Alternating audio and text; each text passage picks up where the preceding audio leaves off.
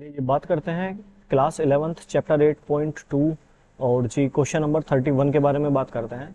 Question में लिखा हुआ है what will 500 amount to in 10 years. 10 साल में 500 रुपये कितने हो जाएंगे after it deposit in a bank. अगर किसी बैंक में आपने 500 रुपये जमा कराए और वो बैंक आपको 10% के रेट से इंटरेस्ट दे रहा है, कंपाउंड इंटरेस्ट दे रहा है, और वो कंपाउंड जो कैलकुलेट किया जाता है, इंटरेस्ट कैलकुलेट किया जाता है, वो एनुअली कैलकुलेट किया जाता है।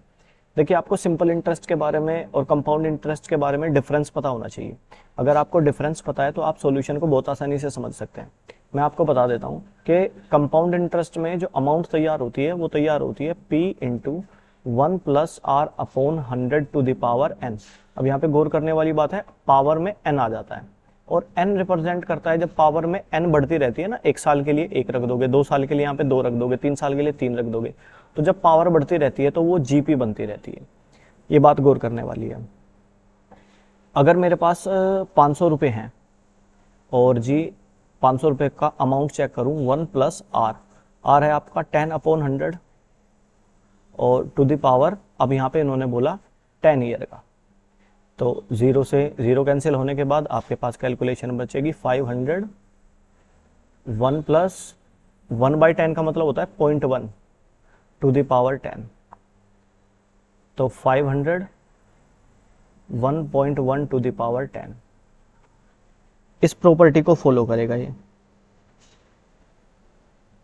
अब आपसे इन्होंने सिंपली बस ये पूछा था कि 10 साल में कितना हो जाएगा, तो 500 इंटू 1.1 टू द पावर 10।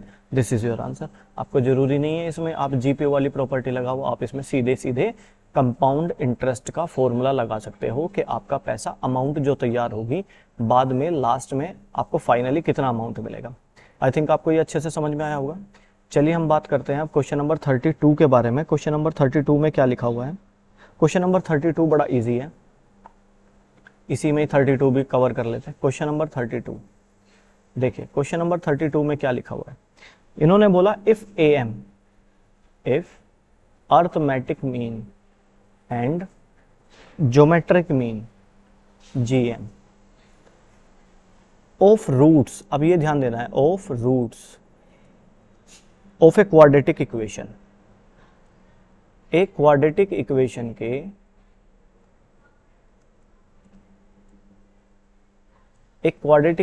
के जो रूट्स आते हैं उनका अगर आप AM निकालो तो 8 आएगा, GM निकालो तो वो 5 आएगा। अब इनके बारे में बात कर लेते हैं। और इन्होंने कहा है कि अब आपसे फाइंड द क्वाड्रेटिक इक्वेशन, अब आपको इक्वेशन निकालनी है। तो आपको क्वाड्रेटिक इक्वेशन के बारे में 10th क्लास में आपने पढ़ा है। क्वाड्रेटिक इक्वेशन के बारे में, क्वाड्रेटिक इक्वेशन क्या होती है? X square minus sum of roots into x लग जाता है plus product of roots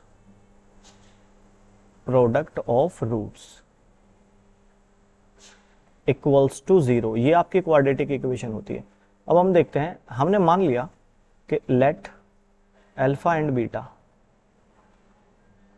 are roots, हम मान लेते हैं कि उसके जो रूट्स आएंगे वो अल्फा एंड बीटा आएंगे। अब अकॉर्डिंग टू क्वेश्चन, अगर मैं अल्फा और बीटा का, देखो यहां पे ध्यान से देखो, AM and GM of roots का AM, अगर रूट्स अल्फा और बीटा है तो इनका AM क्या होगा? Alpha plus beta divided by 2, ये इनका अर्थमेटिक मीन होगा। और वो उन्होंने बोला 8 है, यानी कि मुझे पता चल गया कि अल्फा प्लस बीटा की वैल्यू आनी चाहिए 16। ये 2 डिवाइड वाला इधर मल्टीप्लाई में चला जाएगा। ओके जी। अगर मैं बात करूं अल्फा एंड बीटा के ज्योमेट्रिक मीन की, तो अल्फा और बीटा की मल्टीप्लाई करने के बाद अंडर रूट लगा देंगे, वो ज्योमेट्रिक मीन निकल जाएगा, जिसकी वैल्यू उन्होंने 5 बोली है। ये बोल रखा उन्होंने कि जो GM है वो 5 है। ठीक है जी। अगर मैं स्क्वायरिंग बोथ साइड करके अंडर रूट हटा दूं तो क्या कंडीशन बननी चाहिए? स्क्वायरिंग बोथ साइड कहलाती है alpha into beta equals to 25 बनेगा। ये आपकी सेकंड इक्वेशन हो गई। गौर से देखने पे पता चलता है यह सम ऑफ रूट्स और यह प्रोडक्ट ऑफ रूट्स, इन दोनों की वैल्यू को उठा के मैं यहाँ पे इक्वेशन में रख देता हूँ। Put these values in equation.